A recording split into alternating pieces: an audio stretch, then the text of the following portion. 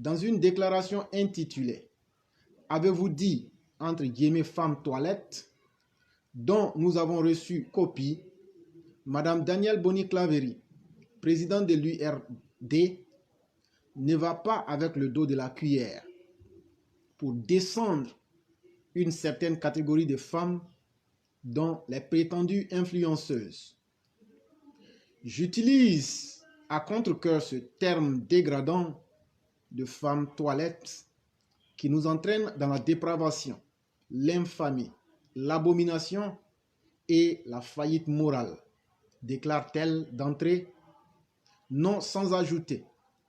Si j'en parle, c'est pour deux raisons. Non seulement pour une question morale, mais parce qu'il s'agit d'un phénomène qui vise principalement la communauté africaine. Nos jeunes femmes noires, explique-t-elle, avant d'ajouter. Nous sommes donc interpellés en tant que responsables. Certes, la prostitution est le plus vieux métier du monde et mon propos n'est pas ici de m'interroger si elles sont des victimes ou des travailleuses. Le commerce du sexe a ses règles et certains pays la considèrent comme une activité régulière à tel point qu'ils posent la question de la légalisation de la prostitution. Mais chez ces femmes toilettes, le problème se pose différemment. Elles ne sont pas ignorantes de ce qu'elles font, puisqu'après avoir été appâtées par du shopping de luxe, elles signent des contrats détaillés, explicites et confidentiels.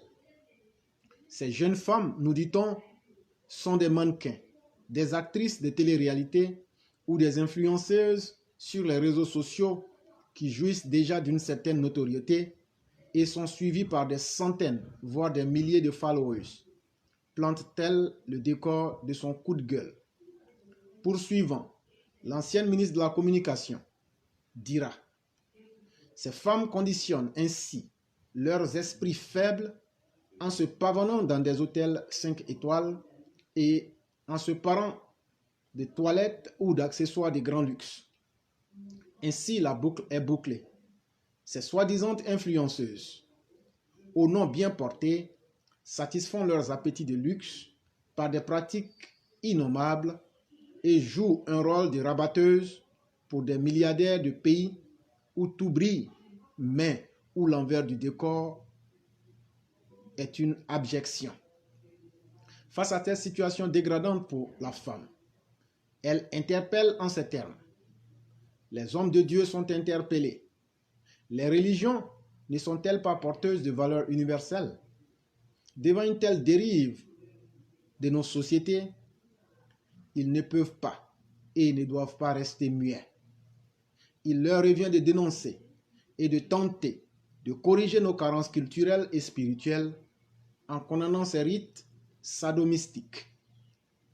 La pauvreté abonde. Il nous faut redonner du sens à la notion de travail, réintégrer nos valeurs traditionnelles positives dans les systèmes d'enseignement. Il s'impose à nous de mettre en place un nouveau modèle de transmission des valeurs parents-enfants qui s'est brisé, donnant à nos adolescents la possibilité de n'être que des consommateurs compulsifs, d'où l'appât du gain facile et effréné. Il serait donc bon que ceux qui s'adonnent à ces pratiques avilissantes se rappellent qu'un proverbe arabe dit « Respecte en toute femme celle qui t'a porté », conclut-elle. Allô? Bonsoir, chère mère. Oui, bonsoir, comment allez-vous? Je vais extrêmement bien. Vous-même? Ça va. Dieu Oui, merci. ça va très bien, merci. Dieu Bonsoir merci. à toute la classe. Alors, si vous me permettez, j'allais faire mon test sur le sujet brûlant de l'actualité. Je vous en prie. D'accord. Okay. Alors, le titre aujourd'hui, c'est le Porti Porta. Alors, le Porta Porti. Porta comme pute, opulente, rabaissée et très animalisée. Poti comme porc outragé, toutes les yajustes. Alors, les yajustes, c'est les formules de sacrifice. La société d'aujourd'hui nous amène à voir nos fils et filles dans une situation vraiment dégradante. Où sont passées nos valeurs africaines sur les principes éducationnels? Nos filles, attirées par le gain facile, s'adonnent à des pratiques qui sortent de l'entendement. Certaines font le choix de mettre une croix sur les valeurs de l'éducation reçue. On pourrait se poser la question si elles ont l'aval de leurs parents. Elles se disent influenceuses.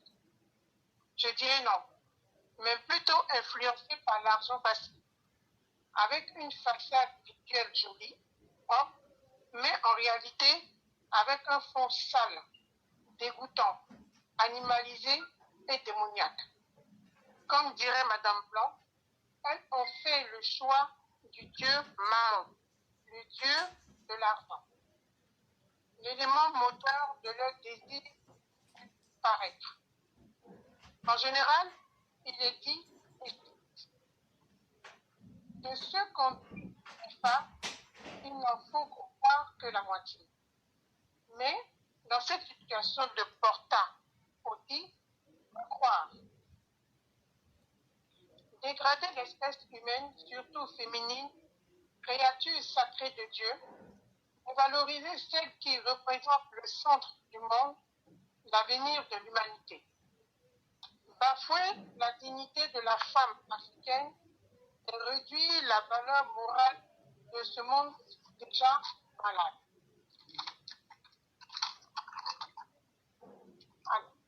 Dit-on pas que l'Afrique est le berceau de l'humanité? Nous femmes, voulons-nous, battons-nous pour préserver l'avenir de nos futures jeunes filles et fils, car cette génération est sacrifiée et coltine avec le démon pour un voyage aux enfers sans retour. Dieu a créé un beau thé noir à nous les femmes d'Afrique noire pour rivaliser en mieux avec ses autres créations. Et pourquoi ne pas respecter cette beauté, la valoriser et la chérir? Nous sommes prêts à la dénigrer, cette peau noire en la dépigmentant. Excusez-moi. Nous sommes prêts à la dégrader, cette peau noire en la dépigmentant. Détruire nos valeurs et aujourd'hui aller à animaliser à tel point d'être des femmes poubelles, à accepter des influences et des offenses gravement par des actes inhumains. Vous, filles, garçons, qui pratiquez et acceptez d'être des humains poubelles, qu'est-ce qui n'a pas marché? Est-ce que vous vous sentez rejeté par vos familles? Vous êtes rejeté par la société? Ou simplement vous voulez paraître en faisant du vous-vous-là, au point d'être des filles animaux à cheveux longs et à des idées courtes? Car toute personne avec une toute petite capacité de réflexion ne pourrait se donner à de telles pratiques. Alors, chers parents, chères mères, chers religieux, chers responsables de société, levons-nous tous, car l'heure est grave. N'attendons pas de la réaction des responsables de l'État. Ce sont nos filles, nos fils et nos sœurs, nos frères qui vivent ou subissent de gré ou de force. Réagissons pour sauver et dissuader ceux qui souhaiteraient s'y abonner. Merci. Excusez-moi un peu pour la lecture parce que je suis sous le ventilateur, donc le vent a emporté un peu ma feuille. C'est pour ça. Merci. Je suis désolée. Merci beaucoup pour cette... Ok. Et je remercie tout le monde et puis je souhaite une bonne écoute à tout le monde. Bonne émission. Merci beaucoup, chère mère. Merci pour cette brillante démonstration que vous venez de faire. Merci beaucoup. Et sur ce, je vais vous dire merci et nous allons passer à la deuxième séquence. D'accord, merci beaucoup. Merci beaucoup. Ok.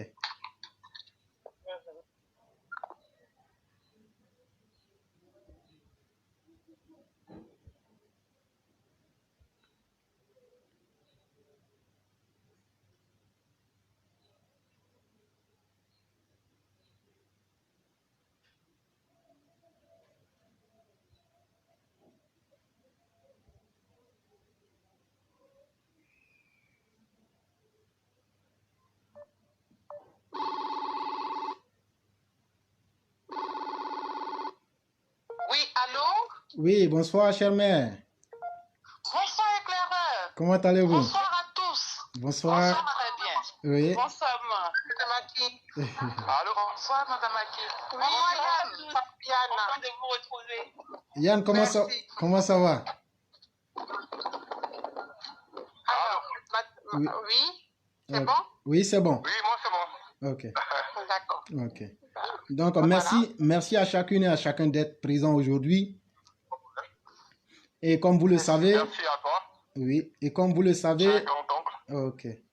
Et comme vous le savez, le cyclone avait émis cette idée que vous, les mères et souvent les pères, puissiez être à même de pouvoir être ici pour nous donner des idées, des solutions et surtout faire des propositions sur ce problème social qu'est le porti-porta ou porti-pota, afin de pouvoir éclairer la lanterne de beaucoup de personnes et trouver des solutions. Et donc, en plus de vous, s'il y a des personnes qui pensent qu'elles peuvent apporter quelque chose de positif dans le sujet, vous pouvez vous signaler, on va vous ajouter. Et donc, la séance est ouverte et nous vous donnons la parole. Allô? Oui, allô? Oui. Mhm. Oui, allô? Merci beaucoup, éclaireur, de nous passer la parole. Je vous en prie. Je suis Madame Blanc et je suis avec mes condisciples de la classe éclaireur pour vérité ce soir pour parler de ce sujet brûlant qui est le porte-à-pote. Donc, je vais laisser à chacun le soin de se présenter. Alors, moi, je suis Mouna Kanté et je viens juste de présenter mon texte sur le porte-à-pote. Alors, j'interviens ce soir aussi avec vous. Voilà. Merci. Alors ici, vous avez Madame Aki, heureuse d'être parmi vous encore ce soir et pour vraiment débattre, enfin on va dire parler encore de ce sujet une énième fois, qui est le porte-à-porte. Donc voilà, je suis à l'écoute. Yann? Je crois que Yann nous a quittés temporairement. D'accord. Mais je pense qu'il peut se rejoindre, il peut nous joindre à n'importe quel moment en cliquant sur la touche Join. Il pourra se joindre à nous. Voilà. Et donc, oui. Non, je vais dire que Madame Blanc, nous vous donnons la parole pour commencer. Donc, merci beaucoup de me donner la parole. En fait, il faut un peu... ici, il s'agit de la femme. Et quand on parle de femme, on parle de jeune fille, on parle de l'adolescente, on parle de la jeune femme et on parle de la femme adulte, la femme mûre. Mais au cours de sa vie, la femme, sa vie reste très sensible de l'âge de nourrisson jusqu'à ses 22 ans, on va dire, du côté de l'Afrique. Et on va faire faisant un peu la genèse, on va dire, bon, la femme est si, elle est représentée du point de vue divin même. Vraiment, elle est le creuset de l'humanité. Pourquoi, en fait, on se pose la question de savoir pourquoi on parle de virginité quand il s'agit de la femme. Pourquoi Dieu dote chaque femme d'un hymen qui est destiné à être détruit par son époux. Vous voyez un peu le côté sacré de la femme. Je m'arrête là pour l'instant. Ok. Et donc, Mère Aki, si vous voulez bien prendre la parole. Alors oui, comme Madame Blanc l'a si bien décrit, la femme, le corps de la femme est précieux. C'est un sanctuaire avec lequel on ne doit pas faire du n'importe quoi. Il faut le préserver. Et tel elle l'a décrit, c'est dommage qu'aujourd'hui, voilà, on trouve des femmes, des mamans, des sœurs qui, au nom de je ne sais quoi, sinon je devrais dire au nom de l'argent, voilà, nous bafouent notre intimité, notre corps si précieux, notre valeur en tant que femme. Et ça, c'est dommage. Tellement dommage qu'il faille que toute la société se lève et réagisse à ce phénomène qui est devenu un fléau. Et là, je m'arrête là pour l'instant. Ok. Et donc, Mère Kanté, vous avez la parole. Alors, moi, pour pouvoir rajouter un petit peu ce qu'a dit mes prédécesseurs, alors je ne vais pas aller dire autre chose que de dire que la femme, nous sommes vraiment très importantes. Nous sommes une créature de Dieu et il ne faudrait pas que nous dévalorisons notre personnalité. Nous sommes importantes, nous sommes le futur de l'humanité parce que sans la femme, rien n'est possible. Alors, voir que nous bafouons, nous dénigrons notre personnalité, c'est vraiment encore une fois dommage. Et pourquoi? Pour de l'argent et pour faire des pratiques sataniques. Je pense que l'heure a sonné pour que tous ensemble, on se mobilise pour pouvoir préserver l'avenir des futurs jeunes enfants. Voilà, pour compléter. Merci beaucoup, chère mère, pour ce que vous venez de dire. Et pour ceux qui nous suivent, le scandale du porta-potty, en réalité, c'est un terme qui est dérivé de l'anglais, porta-potty. Ce sont, dans ces pays-là, des toilettes transportables sur les chantiers de construction ou des événements. Et malheureusement, depuis un certain nombre d'années, beaucoup de personnes, des femmes comme des hommes, vont se constituer en toilettes humaines, c'est-à-dire simplement que ces personnes-là offrent leur corps comme un WC où on peut tout se permettre à partir de leur corps.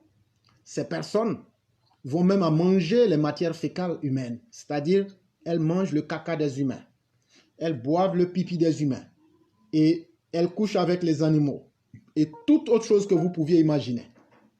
Et c'est ce phénomène-là qui s'appelle le porta-potty.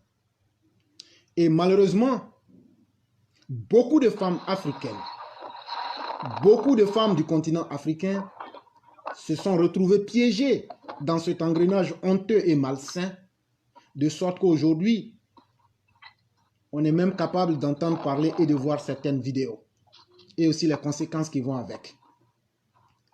À Madame Blanc et à toutes nos mères qui sont présentes aujourd'hui, j'aimerais poser la question suivante.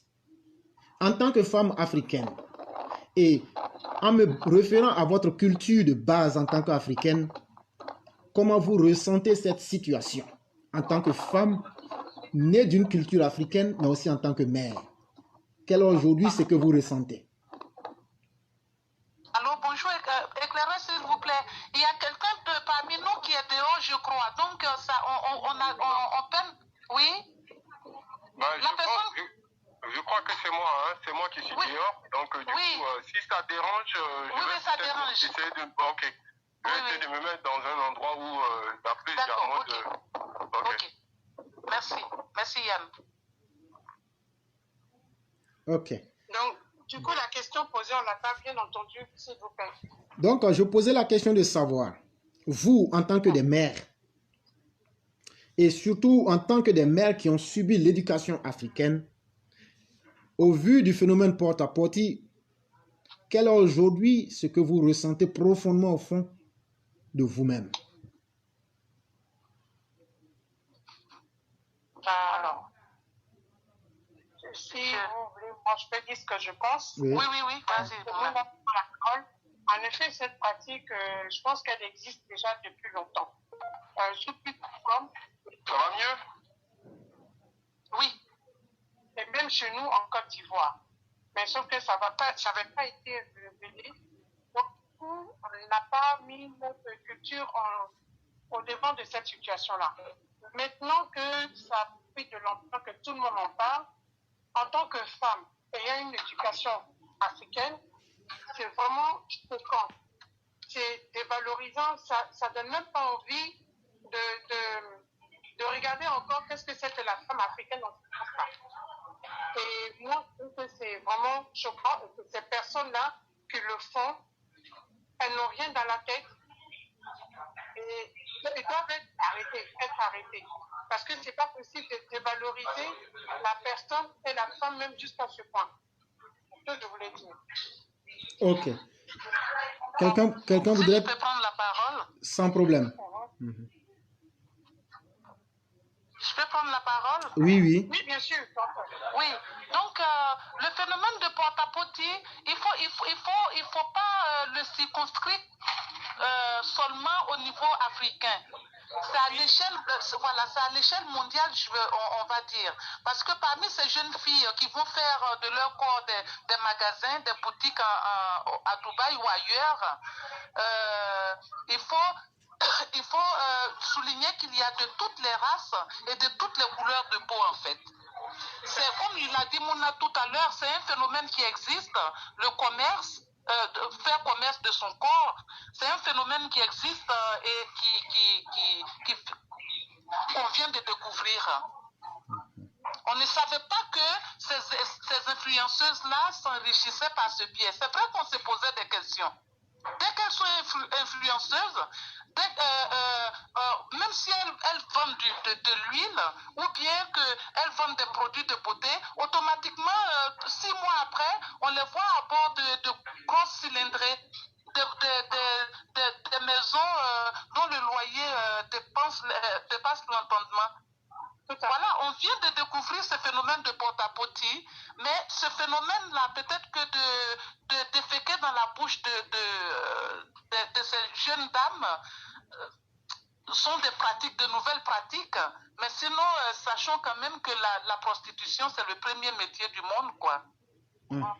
Voilà, donc je laisse la parole à Madame Aki, si elle a quelque chose à...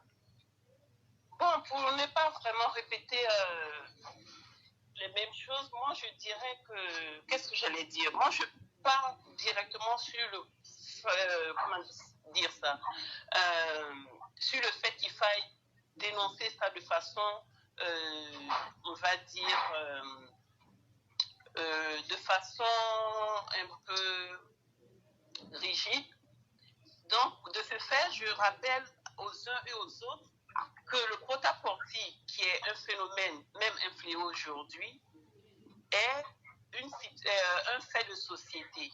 Et ce fait de société, en mon sens, il ne faut pas l'ignorer. Tellement c'est mal, tellement c'est grave, qu'il faille que tout le monde, vraiment, tous ensemble, on réagisse face à ce phénomène. Parce que si nous l'ignorons aujourd'hui sous prétexte que ce serait le corps, ce serait leur corps à elles, celles qui pratiquent le porte-à-porte, alors je dis que nous contribuons définitivement à laisser notre société s'abîmer. Et ce phénomène est devenu est un tel fléau qu'en mon sens, il est arrivé au point où il est arrivé à un point qui n'est plus loin de détruire véritablement notre société, ne faisant rien maintenant. C'est donc le pourquoi de notre, si on ne fait rien maintenant, ce sera donc le pourquoi de notre rencontre ce soir et trouver en quelque sorte sur cette antenne qui est celle d'Éclaireur Pro-Vérité, et trouver ensemble, tous ensemble, les moyens de mettre une barrière et voilà, à l'endroit de ce fléau. Ok. Et donc, Yann, si vous êtes là, est-ce que vous souhaitez dire... Oui, voilà. Okay. Voilà, je peux intervenir? Oui, oui. Ok. Moi, merci à nos mères. Merci à nos mères et merci surtout à toi, mon grand-oncle, qui a vraiment mis tout ça en place. Merci beaucoup pour l'initiative. Bon, c'est un honneur pour moi d'intervenir après vraiment toutes les brillantes interventions de nos mamans. cette hypocrisie mondiale. Vous vous rendez compte aujourd'hui quand on parle de droits des femmes, quand on parle du genre, quand on parle de l'égalité hommes-femmes, que nous nous trouvons devant cette situation. Pour moi, je pense qu'il faut quand même que c'est le moment que notre société s'interroge, quoi. C'est le moment que chacun de nous s'interroge. Quel est le monde que nous voulons bâtir? Quel est surtout le monde que nous voulons laisser à nos enfants, à nos descendants? Je pense que c'est vraiment, on est toujours dans l'éternelle hypocrisie qui a tendance à faire la part belle aux personnes qui ont les moyens. Et ça, je pense que ce problème-là, si ça se passerait dans d'autres cieux, sans citer de nom, mais je vais juste prendre un exemple. Rappelez-vous la tennisman chinoise qui a été mis à la une au niveau à la une de l'actualité, parce que elle aurait eu des avances, des menaces de la part d'un influent homme du parti communiste. Donc on est toujours dans le deux poids deux mesures. Moi, je pense que ce phénomène-là est à condamner au même titre que nous condamnons le racisme, au même titre que nous condamnons les violences faites aux femmes. Mais pourquoi on n'en parle pas? On n'en parle pas parce que là, on a affaire à des personnes, des multimilliardaires en pétrodollars, des personnes qui achètent tout sur leur passage. Et voilà pourquoi ce phénomène-là rentre dans le cadre du fait divers. Nos grands penseurs, nos grands intellectuels occidentaux, qui sont les premiers à crier lorsqu'il y a des faits de société qui se passent en Afrique ou qui se passent dans d'autres contrées du monde, qui ne rentrent pas dans leur vision politique. Où sont ces personnes-là? Face à cette situation qui se passe aujourd'hui dans un pays que tout le monde sait, ce n'est pas nouveau, c'est un pays cette zone-là, elle est réputée pour sa pédophilie, pour son homosexualité, et aujourd'hui pour ce phénomène-là. Donc, il faut que nos dirigeants, les dirigeants mondiaux, les mondialistes, ceux qui aujourd'hui qui tracent la marche du monde, prennent ce problème-là au sérieux. Mais on fait du clientélisme, c'est-à-dire on critique en fonction de la conciliation ou du portefeuille du client. C'est un peu dommage. Maintenant, allô? Oui, Yann, il ne faut pas être trop long. D'accord, ok. Donc en gros, voilà un peu ce que je voulais dénoncer sur ce sujet-là, quoi. Voilà. Ok. Oui. Et donc, merci à chacun et à chacune pour ce que vous venez de dire. Et vous savez, il est dit que tout se paye, mais tout n'est pas bon à vendre. Comme pour dire que la dignité humaine peut-elle se vendre? C'est là que vous vous rendrez vite compte que tout peut se vendre, mais tout ne peut pas se payer. Et donc, à nos différents intervenants, en regardant aujourd'hui cette situation, quelles sont les conséquences de ces actions-là pour celles-mêmes et ceux qui pratiquent le porte-porta? Et quelles sont aussi les conséquences sur la société tout entière? Et en toile de fond, je me pose bien la question de savoir, l'Afrique aujourd'hui est remuée par ce phénomène-là? Où sont les organisations de défense des droits des femmes? Et donc, merci. Voilà. Donc, Madame Blanc, vous avez la question. Oui. D'abord, avant de parler des organisations des droits des femmes et tout ça, moi, je pense qu'il faut se poser la question de savoir qu'est-ce qui pousse ces filles à aller se vendre. Pourquoi vont-elles au-delà de leur pays pour aller se vendre? Parce que, comme le disait Mouna tout à l'heure, les filles dans des quartiers chics de la Côte d'Ivoire, tout le monde sait. Tout le monde sait qu'à Biétry, dans les quartiers comme les deux plateaux, ben les filles vont aussi avec comment on les appelle déjà? Les expatriés. Excusez-moi, chère maman. Comme je suis dehors là, je vais couper et vous suivre. Voilà, parce qu'il y a trop de fonds sonores derrière, désolé. Ok.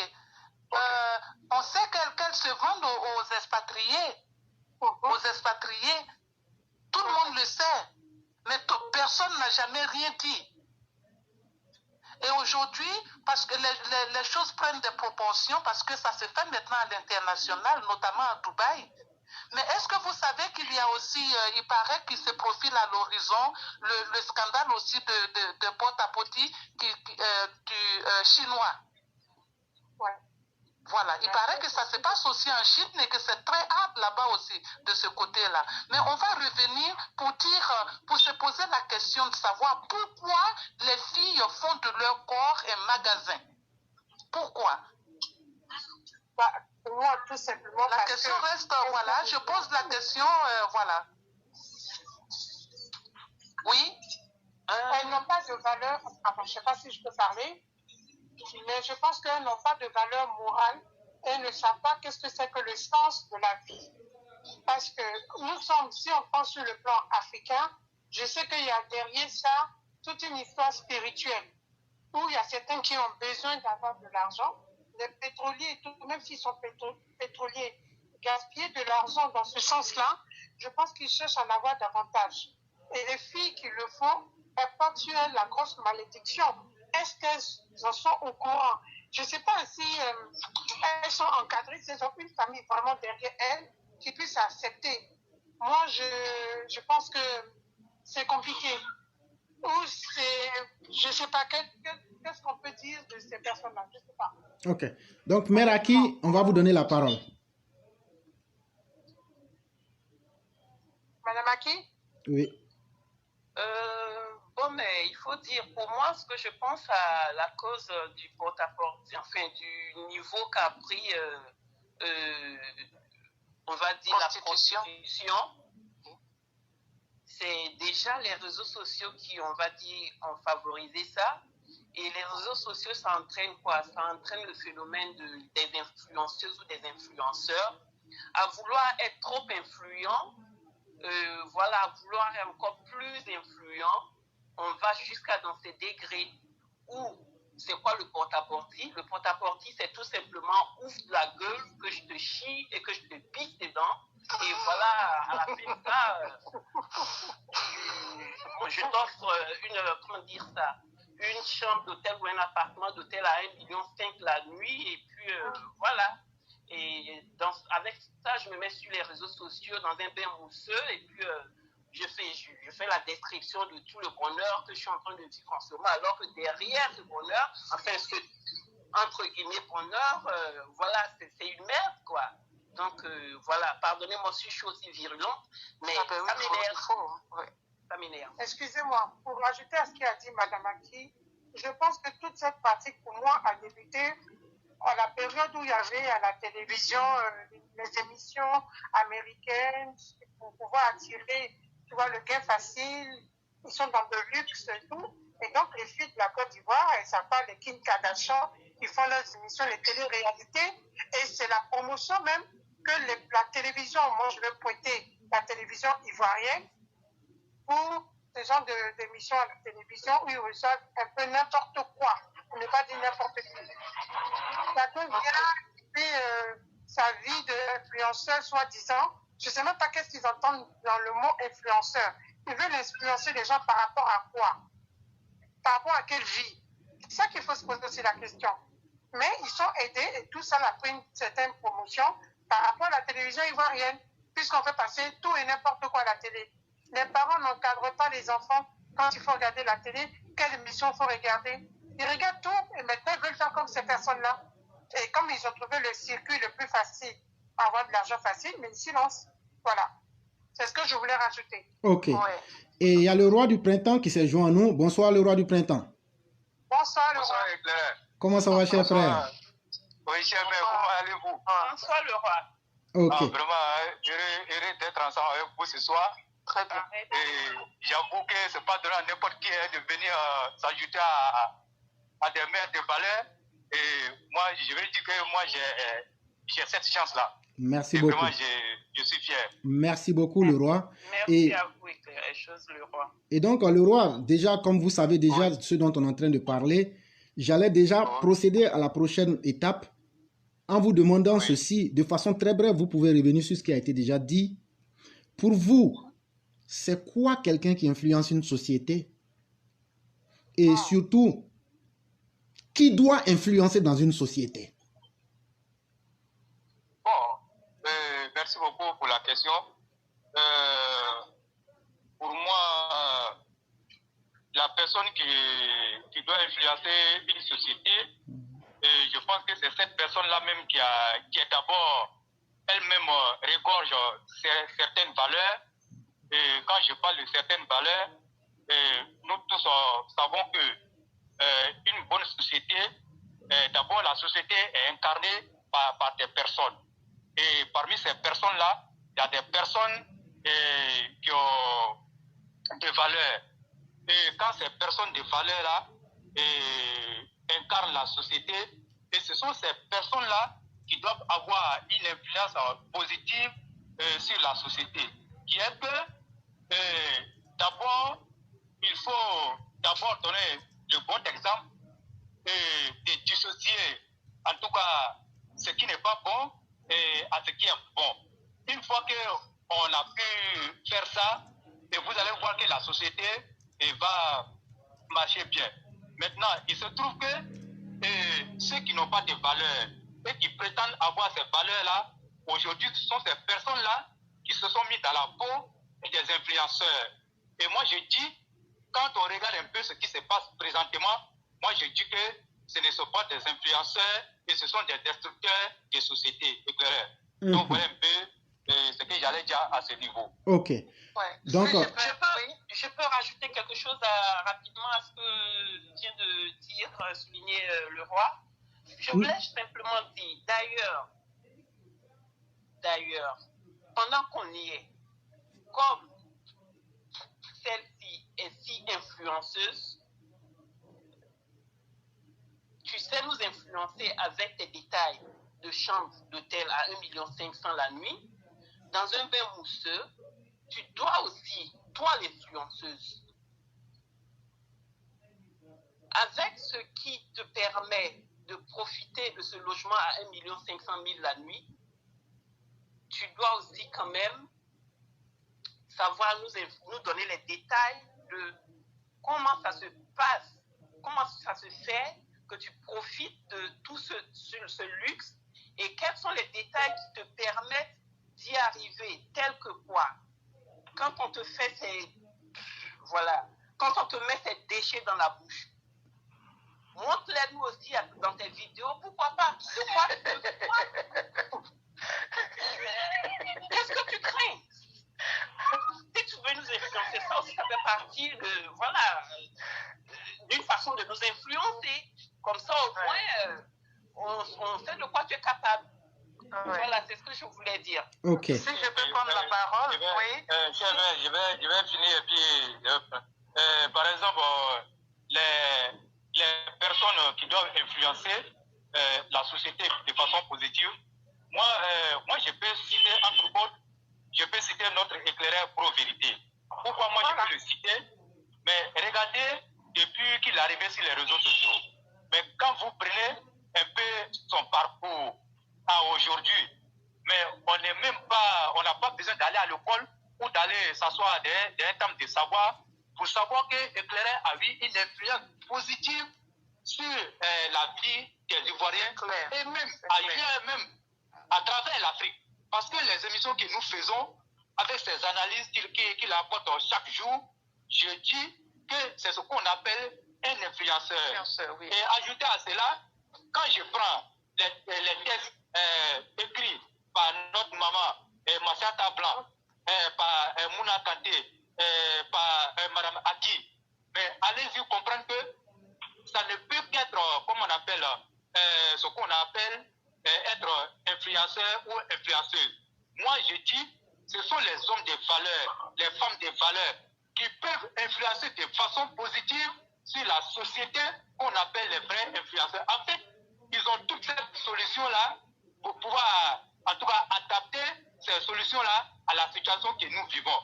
Mais quand on va à Dubaï et on va, comme on appelle, la chose même qui doit nous servir de manger doit être un lavabo ou encore un WC, ça veut dire que réellement, on n'est pas à ce stade qu'on doit appeler influenceuse.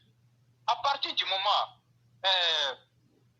ça arrive comme ça, moi je vais dire en toute sincérité, ce n'est pas bien, parce que là ça déshumanise même complètement la femme, qui est un élément sacré de nos sociétés. Moi je parle en tout cas de la société africaine. Donc quand on voit ça, ça ne se passe nulle ailleurs, et je dis, ce sont nos femmes africaines qui sont les premières victimes de cette situation. Merci, Laurent. Ok, donc j'arrive à m'arrêter là et puis je vais... Ok. Ouais, si je peux prendre la parole avec votre permission. Oui, oui. Éclaireur avait posé une question tout à l'heure de savoir que font les organismes de la protection de la femme. Mais ce sont ces organismes-là, je ne sais pas si ces organismes-là peuvent avoir la main libre, parce que les filles qui vont malheureusement se vendre ailleurs, elles sont majeures et vaccinées. Est-ce que les organismes peuvent, et c'est de leur propre gré qu'elles vont se livrer à ces riches arabes? Si il y avait eu on pouvait mettre un terme à ce phénomène de porte-à-porte là, si on avait parmi les vendeuses, voilà, les boutiquières là, si parmi elles il y avait des mineurs. Voilà, des mineurs. Moi, je pense que là, on aurait pu mettre un terme. Mais si aujourd'hui, disons leur nom, si aujourd'hui Eudoxie Yao va se vendre par elle-même à Dubaï et se coucher sur un lit entouré de billets de banque, bah, elle est majeure vaccinée. C'est elle qui a choisi de faire ce commerce-là. Je ne sais pas, j'ai bien peur qu'on ne puisse rien faire pour les protéger, puisqu'elles le font de bon gré. Maintenant, moi, je me dis que la façon, l'angle sous lequel a été abordé le sujet là, ça va plutôt être contre-productif. Pourquoi? Parce que je parie qu'aujourd'hui, il y a des jeunes dames qui ont une seule préoccupation, c'est de se retrouver à Dubaï et peu importe les pratiques sexuelles qui leur seront imposées, si on peut en retour les payer avec ces tarifs faramineux qu'on a pu voir. Moi, je pense qu'on a mal fait d'afficher les tarifs. Et là, les jeunes filles qui y vont ou les jeunes dames qui y vont, parfois c'est pour retirer maman de sa misère, parce que ma mère, j'aimerais bien qu'elle puisse vivre comme la mère de mon amie, ou moi-même m'acheter une grosse voiture comme du temps des refondateurs. C'est ça, c'est tout ça qui a bousillé les valeurs sociales aujourd'hui de nos pays. Alors si je peux rajouter ce que vous avez dit, Madame Blanc, c'est que pour les dénoncer, il faut pouvoir les dénoncer. Oui, alors on va vous prendre. Vous n'avez pas à envoyer, c'est moi seul qui dois envoyer, s'il vous plaît. N'insistez pas. Donc on voit une caméra qui s'est déclenchée. J'ai déconnecté. Ok, d'accord. Alors, si je peux continuer. Oui, vous pouvez continuer. Alors, je disais tout à l'heure ce qu'a dit Mme Blanc. Moi, je pense que même si elles sont grandes, vaccinées et majeures, elles assument, mais on peut quand même dénoncer ça. Le fait d'en parler, il existe plusieurs associations des femmes. Pourquoi ne pas en parler tellement fort que le gouvernement entende, ou en parler tellement fort que les chefs d'État dans ces différents pays ou royautés peuvent aussi dire que voilà, faites attention parce que là, regardez, c'est vrai que ce sont nos femmes, ce sont nos filles africaines ou même internationales, de pays internationaux, mais les hommes qui y pratiquent, ils ont quelque chose à voir dedans. Qu'est-ce qu'on peut faire pour que ça puisse s'arrêter? Mais il y a des personnes aussi qui sont forcées à le faire, comme les filles qui sont dans des pays, quand elles veulent venir en Europe, et surtout dans certains pays que je ne citerai pas, mais qui sont forcées à le faire. celles-là aussi, dans les droits des femmes et tout, qu'on peut les défendre.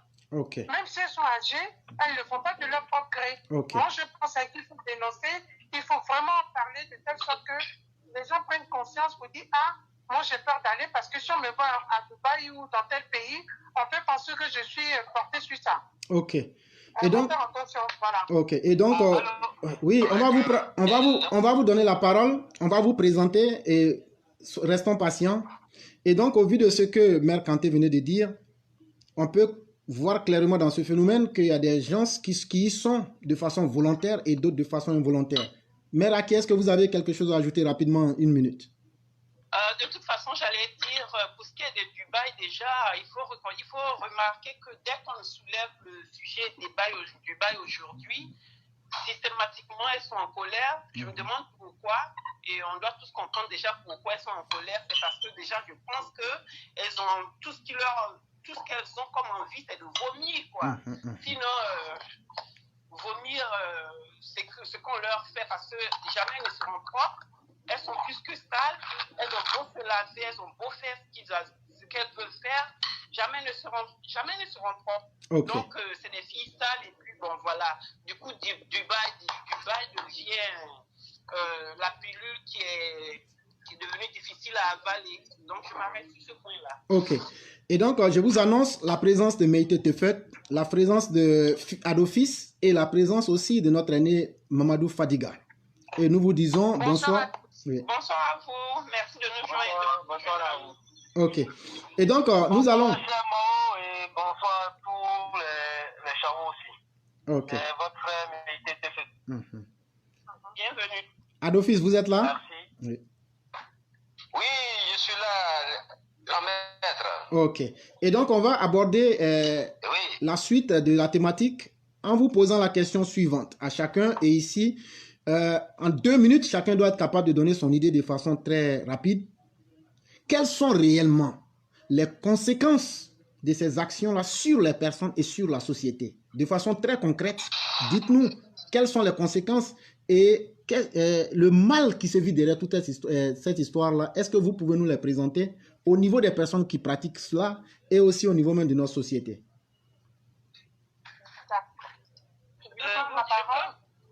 On va donner la parole aux nouveaux arrivants. Meïté Tefet. Meïté Tefet. Meïté Tefet. Si on ne réagit pas aujourd'hui même, tous ensemble, alors faire de la culture des valeurs pour la culture de la prostitution, pour le porte-à-porte. Donc, tout le monde est interpellé à être vigoureusement méchant et méchant avec ces influenceuses porte-à-porte de Dubaï et autres pays et ailleurs. Donc, ne laissons pas cette culture de prostitution couvrir nos cultures de valeurs. Merci beaucoup. Bataillons-nous pour éradiquer ce fléau. Ok. Et donc, on va passer à Adofis.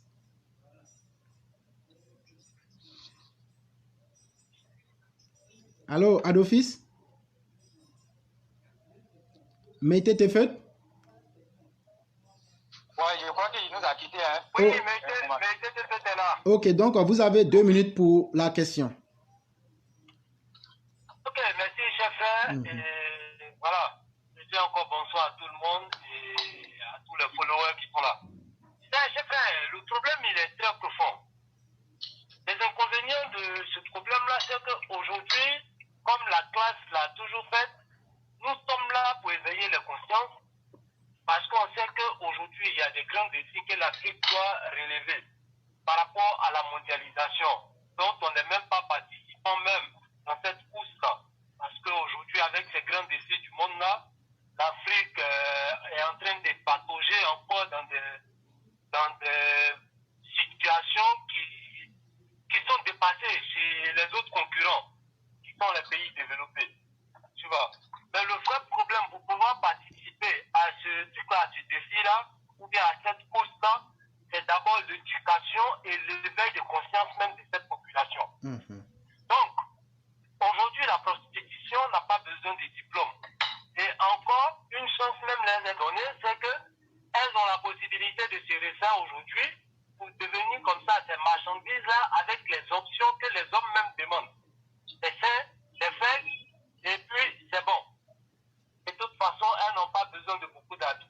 la prostitution, déjà, il faut te déshabiller pour que le gars il voie à quelle marchandise il a affaire.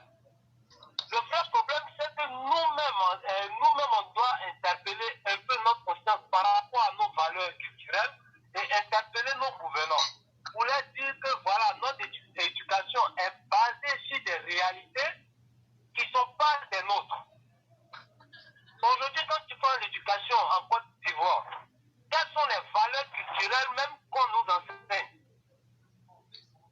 Donc, en qui on se reconnaît? Là où on parle de liberté, mais la différence, par exemple, entre un petit blanc et un petit noir, tu peux dire à un petit blanc, tu peux gronder un petit blanc et lui dire que je vais te punir, il va arrêter. Mais l'Africain, est-ce qu'il a comme ça peur de la parole? Non. Donc, du coup, c'est à nos gouvernants. Aujourd'hui, ces pays développés là sont en train de sanctionner même la prostitution dans les pays. Ok. Mais en Côte d'Ivoire, est-ce qu'on condamne encore des prostituées? Non. Ok. Merci beaucoup. Nous allons passer la parole à notre aîné Mamadou Fadiga. Bonsoir à tous. Bonsoir. Oui, Chao. Éclaireur, j'aimerais revenir sur l'une des causes fondamentales de cette comment on appelle, de cette porte-portal. Je crois qu'on a omis le fait que l'estime de soi est une composante vraiment fondamentale de la personnalité de nos tours. Et il existe fondamentalement une corrélation entre l'estime de soi et le comportement. C'est pour cela qu'on voit aujourd'hui que nos filles qui vont à Dubaï pour se comporter comme ça ont moins d'estime de soi. Et quand on n'a pas l'estime de soi, ça nous permet de ne pas affronter l'adversité. Ça peut prendre le chemin le plus facile. Donc je crois que la solution serait d'informer et d'éduquer la masse. Sans ça, les politiques ne pourront rien faire. Et donc, il faut l'éducation et l'information. Je crois que c'est fondamental. Ok. C'est ce que je voulais dire. Il n'y a pas de problème. Et il y a M. Berthet qui s'est joint à nous. M. Berthet, bonsoir. Bonsoir, éclairé pour vérité. Bonsoir, monsieur. Et donc, ok. Donc, monsieur. Et donc, monsieur Berthet, quelles sont les conséquences? Ça veut dire le mal que les gens vivent dans cette histoire-là, qu'ils veulent nous cacher là. Est-ce que vous en connaissez? Ok, d'abord, je dis bonsoir, éclairé pour vérité. Bonsoir à tous les Chao, tous les Chao. Bonsoir à toute la classe. Effectivement, éclairé, cette affaire, c'est inquiétant et ça fait peur. Pour tous ceux qui ont des enfants, même ceux qui n'ont pas des enfants. D'abord, côté de l'État, vraiment, ça va être un peu difficile, mais l'État peut nous faire un raccourci pour faciliter la tâche, pour nous donner au moins des bonnes communications, les télévisions ou dans les radios, pour sensibiliser les gens.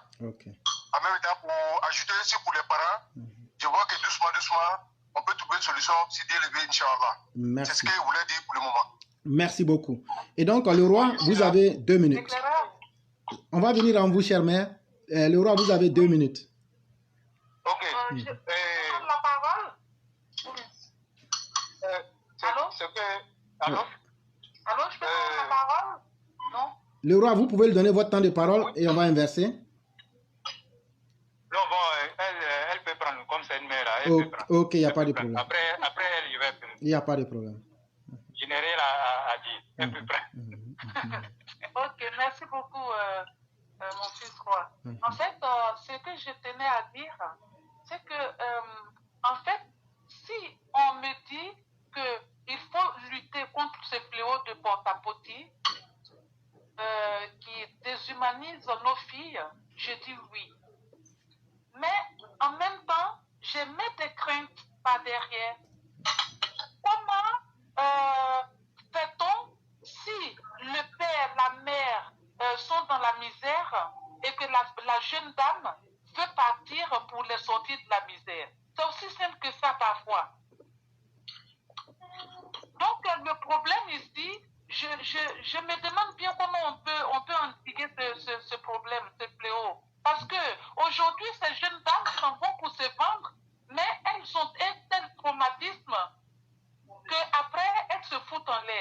Il n'y a pas longtemps, je crois qu'il y a une Kenyane ou je ne sais plus, une Ougandaise qui s'est jetée comme ça du 7e étage. Je ne sais pas du quel étage, et elle est tombée, elle est morte. Oui.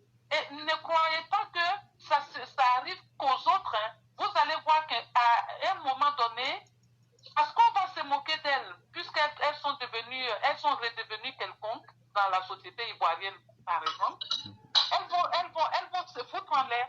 Il y en a qui vont se tuer, il y en a qui vont se suicider d'une façon ou d'une autre. Et là, quand je regarde ça, j'ai plutôt peur, je suis plutôt pessimiste. Parce que quand on a couché avec un chien, on ne peut pas dépasser de sa vie. C'est un traumatisme avec lequel il faut apprendre à vivre tout le long de sa vie. Et j'imagine ce que la souffrance est aujourd'hui, celle de ces âmes-là. Merci. Et donc, le roi, nous revenons à vous pour 2 minutes. D'accord. Merci beaucoup. Vous avez posé la question de savoir quelle influence ou bien quelles conséquences ça pourrait avoir sur la personne elle-même qui pratique ces phénomènes et aussi sur la société. Et dans un premier temps, je vais prendre comme ça les conséquences qui peuvent arriver à la personne même qui pratique, comment on appelle, ce phénomène-là. Dans un premier temps, il faut savoir que la personne même ne sera pas, ne peut plus devenir être bien, elle-même, en tout cas dans sa peau. Et la personne sera toujours l'objet de railleries, en tout cas dans son entourage. Et quand vous regardez ça, dans un premier temps même là, vous-même regardez quelqu'un qui s'en va manger des excréments qui sont semblables dans un WC. Et déjà, la personne même de façon psychologique, la personne ne peut plus se retrouver. Et comme Père Aki le disait tantôt, et la personne, même si tu veux, il faut te laver n'importe comment, tu ne seras plus jamais, en tout cas, une personne propre. Parce qu'il ne s'agit pas de se laver, mais la beauté intérieure là, c'est-à-dire la propriété intérieure là, et c'est ça qui est la vraie propriété. Mais si ton intérieur est sale, parce que tu as mangé des excréments, donc ça veut dire que vous cassez, tu fais, et ça va rester sur toi. Et même quand la personne sort et que la personne vient comme ça, même si les gens ne regardent pas forcément la personne, et toi-même en tant que l'homme qui a pratiqué, comment on appelle, ces pratiques-là, automatiquement, toi-même tu te dis, est-ce que moi-même là, je suis devenu un humain ou encore je suis à l'état d'un animal. Et déjà, toi-même tu te poses beaucoup de questions. Okay. Et donc tu ne peux plus devenir quelque chose. Ok. Maintenant, merci beaucoup le roi. Merci beaucoup le roi. Alors, ok. Maintenant, nous allons passer à Mère Kanté. Oui. Oui. Alors moi, je veux parler des conséquences. Je pense que ça va, les télévisions ivoiriennes vont favoriser la dépravation à la télé. Donc, ça va créer des conséquences après. La perte des valeurs et des dignité, la destruction de nos enfants sur le plan psychologique et moral, et la destruction même du sens moral, même des propres valeurs que nous avons en Afrique. Et moi, je pense qu'on peut les dénoncer. Il faut dénoncer l'hypocrisie des uns et des autres. Il faut protéger nos enfants dans l'éducation en les encadrant correctement. Le retour des valeurs religieuses, parce que ce n'est ni dans la Bible, ni dans le Coran, ni dans la Torah, que cette pratique est bonne pour nous et favorise le développement d'une personne. Au contraire, c'est démoniaque, c'est spirituel et c'est néfaste pour la vie d'une personne. Et ces personnes ont pas des déséquilibres mentaux qu'un jour, comme dit Madame Blanc, il y aura des cascades de Madame Aki, des suicides par rapport aux pratiques qu'elles ont déjà connues. Et moi, je pense aussi que même si l'État ne peut pas vraiment s'impliquer, mais je pense qu'on peut mettre des sanctions en place pour des personnes qui font ça, parce qu'elles vont inciter d'autres filles ou d'autres garçons à le faire. Ils doivent être mis aux arrêts. Voilà, on doit les condamner pour ce qu'elles font. Parce que c'est pas propre, c'est pas moral, ça n'a pas d'éthique pour une société, ça dévalorise une société. Je ne sais pas qui tu es, c'est ni religieux, je ne sais pas. L'envie de l'argent peut être si destructive que ça. Et moi, je dis que c'est bon d'être libre pareil. Ok. Merci beaucoup. Mère Aki, vous avez quelque chose à ajouter? En fait, je vais m'adresser encore à ces personnes de porte-à-porte. Toi, l'influenceuse, porte-à-porte de Dubaï, sinon à Dubaï, parce que tu dois être belle, influenceuse. Tu acceptes qu'on te sorte du caca tout frais de son anus directement dans ta bouche comme un WC. Quand même, oh mon Dieu, qu'est-ce qui te prend? Qu'est-ce qui t'est arrivé? Cela pour vouloir paraître. Ce n'est pas quand même c'est inadmissible. Que tu es sale, que tu es une honte pour ce sanctuaire qui est notre corps, le corps de la femme si précieux, que tu es sale. Toi qui es carrément le WC de l'autre, je te souhaite d'en souffrir, comme Madame Blanc vient de le dire. Je te souhaite d'en souffrir au point de ne plus pouvoir te trouver de sommeil. Comment te sens-tu aujourd'hui, toi l'influenceuse? J'ai encore pitié quand j'imagine que tu pourrais avoir des enfants à qui tu fais ça. Quand on te chie dans la bouche, directement de l'anus, d'un plein aux as à Dubaï, il n'a que faire de l'argent. Elle est où ta beauté? Quand tu dois avaler le caca de l'autre pour de l'argent, elle est où ta beauté? Quand tu sers que de WC à quelqu'un pour de l'argent, elle est où ta beauté? Non, tu n'es pas belle. Tu ne seras jamais belle. Tu le sais parce que tu es le dépotoir de déchets de l'autre. Merci beaucoup, Mère Aki. Tu es sale jusqu'à dans la chair. Allô? Tu es une influente. Allô? Mettez, vous attendez? Je te rappelle que tu es un WC. Aujourd'hui, nous devons de réagir pour éloigner de notre société le genre de personne, le type de personne comme toi, dépotoir que tu es. Ok. Merci beaucoup, Mère Aki. Merci beaucoup. Nous allons passer à Mettez Tefeut et vous avez anticipé sur l'avant-dernière question. À chacun de nos intervenants que vous êtes, voici la question. Si on vous mettait en face de ces personnes dépotoirs publics et qu'on vous disait au fond de vous-même de dire ce que vous pensez pour essayer de choquer ces personnes de façon très vraie et de façon très crue, on mettait ces personnes porte à porte devant vous. Quel est le message que vous leur auriez dit pour essayer de les choquer, mais avec l'optique qu'elles puissent comprendre que ce n'est pas le bon chemin? Mettez Tefeut, vous avez 2 minutes. La première des choses, je vais les dire, éloigne-toi de moi, Satan. Pourquoi? Parce que la première, non. C'est fait, je suis père de famille. Donc, pour l'intérêt de mes enfants et de d'autres enfants, je préfère bannir une personne que de caresser la personne dans le sens des poils. Parce que ces personnes-là n'ont jamais montré à un seul moment qu'elles ont du regret.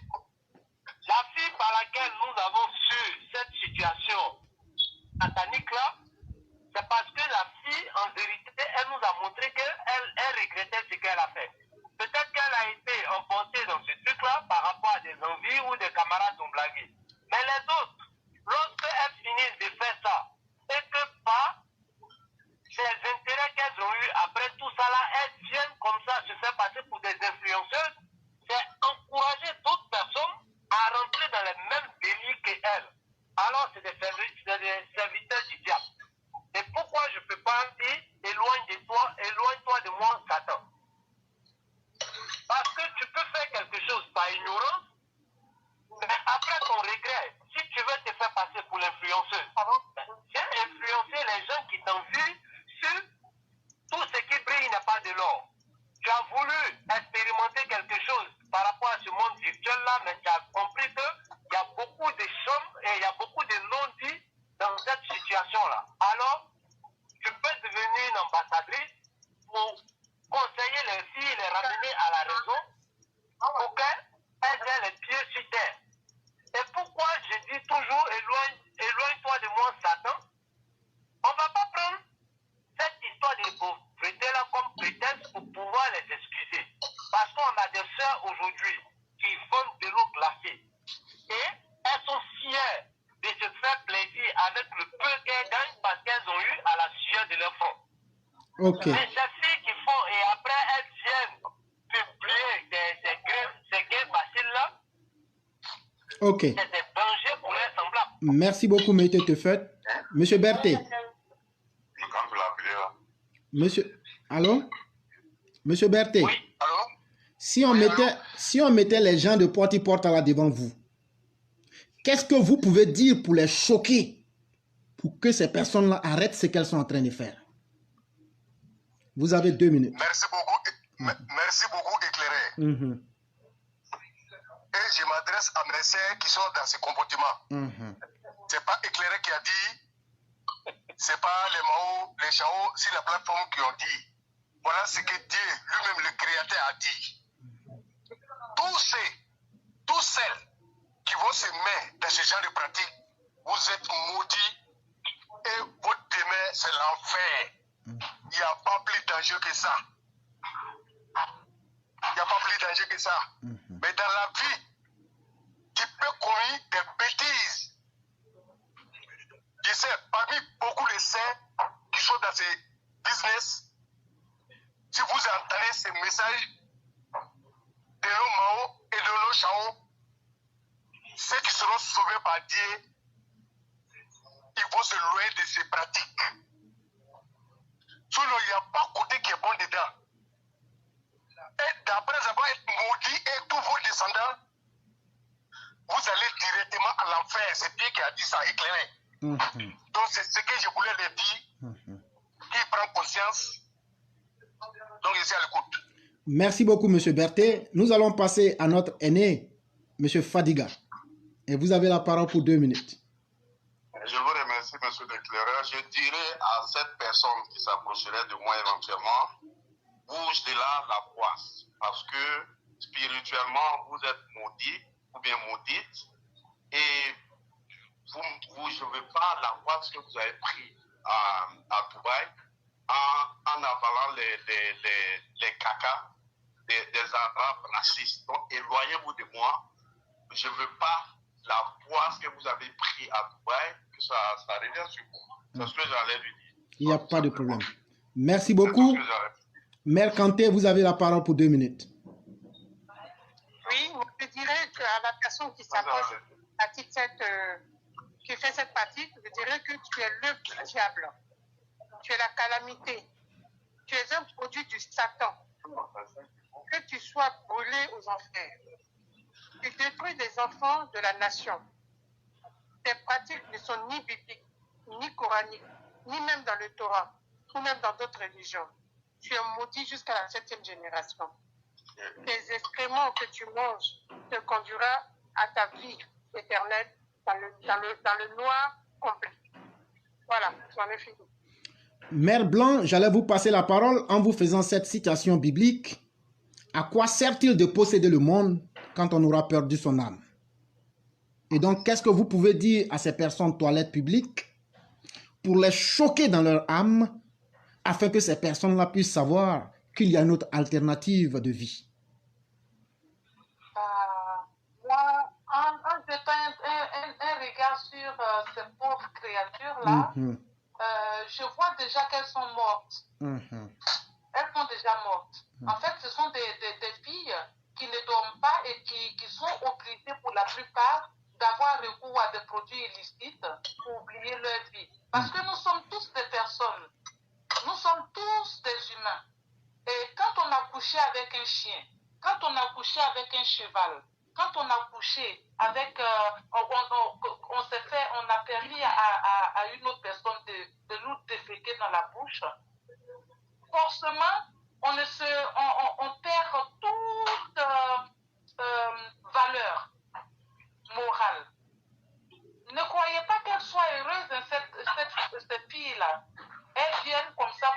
parler parce qu'elles ont peur qu'on les oublie, c'est tout. Sinon, elles sont à moitié éteintes. C'est ce que moi je leur dirais. Ma chère, tu as choisi l'argent facile, tu es allé te faire déféquer dans la bouche, tu as couché avec des animaux, tu es déjà à moitié morte. Moi, c'est ce que je leur dirais. Merci beaucoup, Mère Blanc. Vous venez de nous dire que nous avons affaire à des zombies. Et Madame Aki, qu'est-ce que vous pouvez ajouter? Voilà. Je dis parce que je veux sauver ma société. Je veux sauver les générations futures. Tes pratiques de ouvre ta bouche, que j'y mette mes déchets, je te souhaite de finir comme cet autre qui s'est jeté dans le vide. À travers ça, nous vous reconnaîtrons. Et par la même occasion, nous connaîtrons aussi vos familles. Et toute famille qui se veut valeureuse doit pouvoir quand même éviter à son enfant la pratique du porte-à-porte. Donc, finis en enfer. Parce que, à travers toi, à cause de toi, sinon je devrais dire, la société pourrait se porter mal. Et ça, on n'en a pas besoin, on n'en veut pas. Donc, finis en enfer. Toi, la porte-à-porte ou l'influenceuse de je ne sais quels réseaux sociaux. Merci beaucoup. Le roi du printemps, vous en avez pour 2 minutes. Ok. Merci beaucoup. Comme tu l'as dit, s'il a eu que je me retrouve, par exemple, devant ces personnes qui pratiquent ce genre de situation, qu'est-ce que j'allais leur dire pour les choquer, pour qu'ils reviennent à la raison. Dans un premier temps, j'allais poser quelques questions à la personne qui est en face de moi. Et j'allais lui demander, mais qu'est-ce que tu gagnes en allant te transformer en un WC public pour que ton semblable vienne déféquer dans ta bouche. Et encore, j'allais lui poser la question, est-ce que tu seras fier si la personne a des enfants, est-ce que tu seras fier quand ton enfant va rencontrer ses autres camarades, que ses camarades lui disent que ta maman est une mangeuse de caca, ta maman est un WC public, ou encore ta maman est une chienne. Est-ce que tu seras fier de ça? Je vais lui dire encore, est-ce que tu seras fier quand tu vas avoir une discussion avec quelqu'un, que la personne vient te dire encore à ta maman que ta fille est une mangeuse de caca, ta fille est un animal, et ta fille est une chienne avec qui, comme on appelle, les autres chiens là, viennent coucher. Est-ce que tu seras fier qu'on vienne taxer tes enfants ou encore ta maman de la sorte? Et moi, je vais lui dire, la situation que toi tu vis, c'est une situation, en tout cas, qui va contre les lois de la nature. Et toi, dans cette situation, tu n'es qu'un danger pour la société. Et toi, tu ne mérites pas de rester dans la société. Et si tu ne changes pas, la solution qu'on pourra trouver à toi, c'est de t'abattre pour ne pas que tu puisses contaminer, en tout cas, d'autres personnes. Voilà ce que je vais lui dire, Claire. Merci beaucoup à chacun des intervenants et des intervenantes. La décision globale qui en ressort est que ces personnes sans dignité et ces personnes qui se sont rabaissées elles-mêmes au niveau de l'animalité ne sont pas du tout des symboles qu'il faut suivre dans notre société. À toi qui te caches derrière les écrans, soit disant que tu influences je ne sais qui, je dirais que ta vie aura été une tristesse sans fin. Et tel que tu as voulu vivre, tu finiras mal. Aujourd'hui, tu trouves des millions de personnes pour t'encourager. Tu prends aujourd'hui tes biens que tu montres. J'aimerais savoir s'il y a une police économique qui aurait pu te confronter pour te demander comment tu fais pour brasser ces billets. Et tu te permets d'être tellement fier dans ce mal qu'aujourd'hui, en bon agent du Satan, tu veux maintenant transformer le bien en mal et transformer le mal en valeur philosophique, en valeur morale, je te dis, malheur à toi, ta vie ne sera que ruines et larmes et tu risques de finir de la triste des manières. Quand tu écoutes cette voix qui est celle de l'éclaireur, est-ce que toi à qui je parle, toi qui es allé à Dubaï pour te prostituer, pour coucher avec des chameaux, pour coucher avec des chiens, pour manger le caca bien frais des Arabes, souvent des caca de diarrhée, pour coucher avec des enfants, pour boire l'urine de ton semblable. Pose-toi la question, cette nuit, quand tu vas te coucher, quelle sera ma fin? Pose-toi la question de savoir, toi, le porti-pota ou la porti-pota. Pose-toi la question, quelle sera ta fin? Et tu comprendras que tu as le devoir moral de changer ta vie. Tu comprendras que ton acte ne peut pas faire l'honneur de ta famille, ni de ceux qui vont venir après toi. Si tu as encore un minimum de conscience, ça va te permettre de te racheter et surtout d'avoir honte de toi-même et de commencer à te cacher, soit dans une église, soit dans un temple ou soit dans une mosquée, et de consacrer ta vie à Dieu pour qu'un jour il puisse te pardonner. C'est très important. Mesdames et messieurs, nous allons passer à la dernière question. Ici, quelle solution chacun de nous peut-il donner et à ses potipotas et à notre société pour que définitivement solution soit trouvée? Et donc, cher aîné Fadiga, vous avez 2 minutes. Oui. Quelle solution proposeriez-vous pour mettre fin à ce problème? La solution est vraiment difficile à trouver directement. Je crois que la meilleure des solutions, ça serait d'informer et d'éduquer. D'informer la masse, comme je l'ai dit, d'informer nos influenceurs. Je ne sais pas qui elles influencent au juste, mais de leur dire que leur influence regarde que elles-mêmes, ou bien eux-mêmes. Parce que vraiment, je ne sais pas, la solution, c'est de les éduquer, d'avoir un meilleur estime de soi. Parce que je crois que c'est la meilleure des solutions. Hein. Parce que si on met la police ne pourra rien faire. Parce qu'on ne pourra pas empêcher quelqu'un de voyager. Et moi, je crois que c'est une situation un peu difficile de trouver une solution vraiment qui soit vraiment bizarre. Mais je crois que la vraie solution, c'est l'information et l'éducation. Ok. Merci beaucoup. Et on va passer au roi du printemps. Allô? Oui, le roi du printemps. Ok. Merci. La solution, mais je pense que dans un premier temps, pour moi, la solution, comme Léné vient de le dire, la solution est difficile à trouver.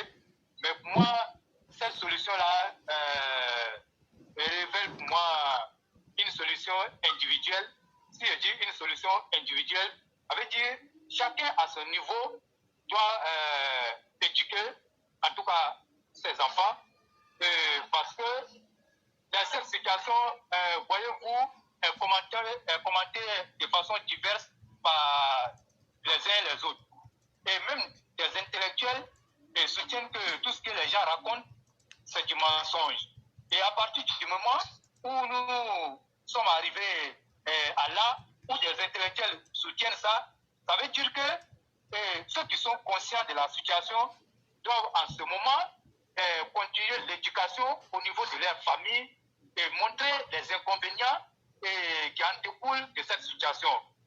Par exemple, j'ai une vidéo où la femme est en train de manger des excréments dans le WC et elle est en train de se lamenter et elle dit comme ça qu'elle veut que la vidéo arrive parce qu'elle est venue, elle ne savait pas que c'était du rêve qui avait été vendu et si elle savait, elle allait préférer rester dans son pays pour travailler mais venir manger du caca, qu'elle ne fait plus de l'argent des Arabes.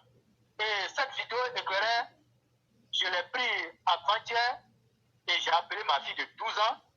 Et je suis venu, j'ai monté à ma fille et je lui ai dit, regarde cette vidéo, la femme que tu vois, ce n'est pas une chienne, ce n'est pas un animal, mais c'est une femme.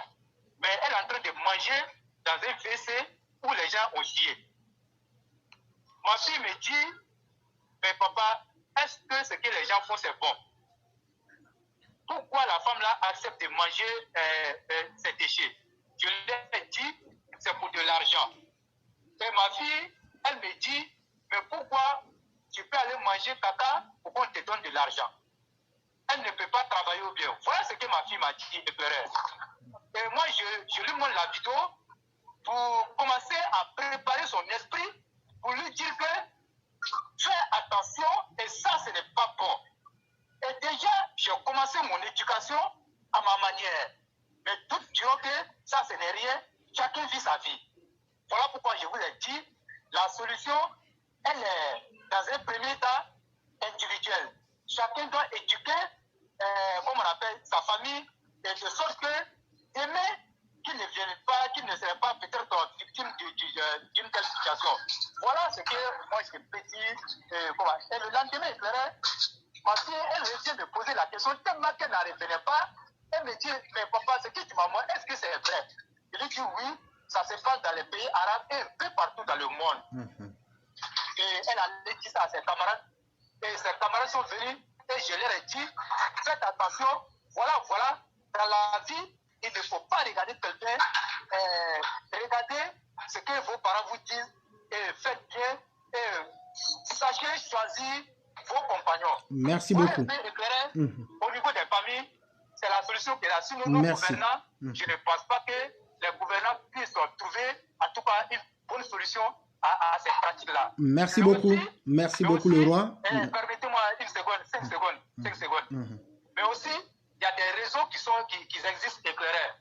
Si les gens ont cette volonté, il faut déjà chercher à identifier ces réseaux et casser ces réseaux éclairés. Donc, je m'arrête là. Il n'y a pas de problème. Merci beaucoup pour tous ces conseils. Monsieur Berthet, quelles sont les solutions que vous pouvez nous proposer? Ok, Clara, merci. Et Clara, ce que moi je peux proposer, parce que ça a été dit comme ça que c'est une affaire de milliardaires. Pourtant, les milliardaires, quand on veut les côtés, il y a ceux même qui doivent censer à, comment dirais-je, à éduquer la masse, qui sont quelques gouvernants de différents pays. On dit il y a d'autres dedans. Je n'ai pas le preuve, mais on a entendu parler. Ok.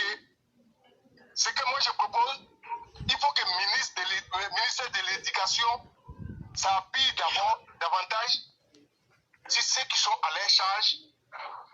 Par exemple, dans les différents, à l'école, comme l'école Marabout, tout. Et deuxièmement, nous les parents, on ne doit pas baisser le bras. On doit veiller au gré sur l'éducation des enfants. C'est être ferme pour que l'État et le ministère de l'Éducation, ensemble, nous trouvent des voies pour qu'on puisse s'en sortir, changer souvent les images de la télé et communication en Côte d'Ivoire. C'est très important et clair, c'est ce que je voulais ajouter. Merci beaucoup. Nous allons passer à Meïté Tefet. Cher frère, vous avez la parole. Allô? Oui, Meïté Tefet, quelles sont les solutions que vous proposez? Oui, merci, cher frère. La solution, je ne vais pas dire solution, mais je vais suggérer des trucs.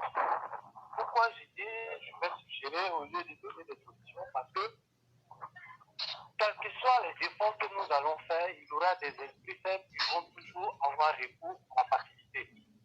Mais lorsque cette facilité-là même a des impacts sur la majorité, sur bon nombre de personnes, c'est aux gouvernants de comprendre un peu quelle est la société qu'eux-mêmes sont en train de gouverner aujourd'hui.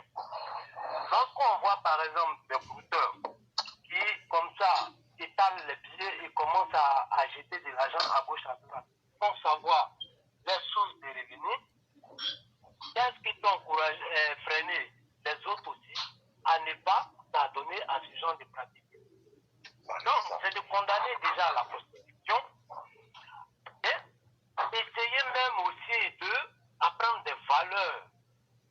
bien intégrer même des valeurs culturelles dans notre éducation. Ce qui pourra nous freiner un peu. Et il faut que la police économique aussi essaie de regarder un peu le train de vie des gens et se pencher. Aujourd'hui, on peut peut-être dire oui, on a plus à faire par rapport aux histoires de coups d'État et tout. Mais ces blanchissement d'argent là, ça se passe un peu dans tous les réseaux. Donc, il faut qu'on essaie de regarder le train de vie de tout un chacun et à un moment savoir interpeller quelques-uns pour leur demander les sources de revenus.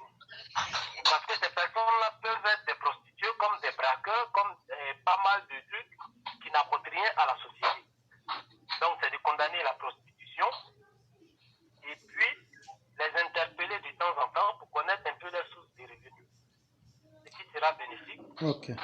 Merci. Voilà, l'éducation aussi, ça doit passer par la télé pour qu'ensemble on puisse conscientiser les gens. Parce qu'aujourd'hui, c'est un peu ignorant et laissé à l'abandon.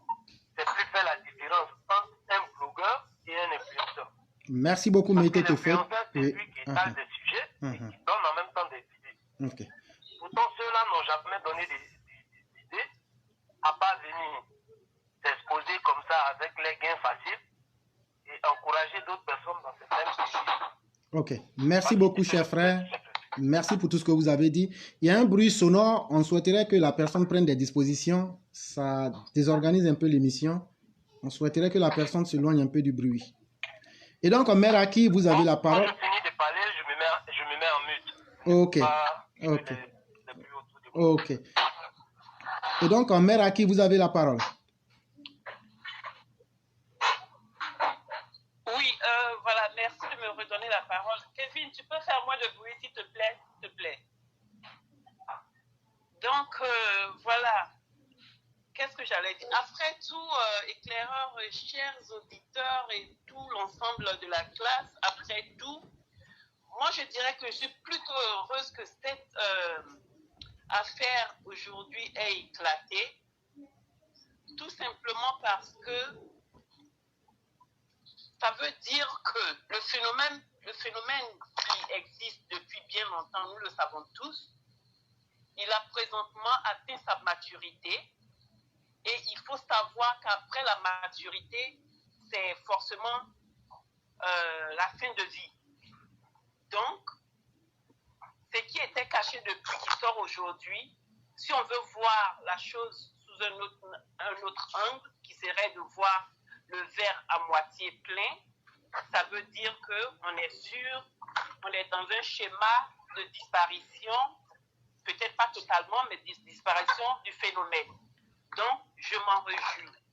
Alors, quelle est la cause pour moi? Selon moi, la cause serait notre incapacité à construire notre société. Déjà, nos dirigeants qui manquent de créer du travail pour les populations, donc le désespoir fait qu'il y a des parents qui, sans aucune forme de pudeur, voilà, encouragent même leurs enfants à se mettre dans ces pratiques de porte-à-portie à Dubaï de leurs enfants adultes. Cette situation qui va jusqu'à amener des parents à pousser leurs enfants à céder leur corps à ces pratiques ne sont que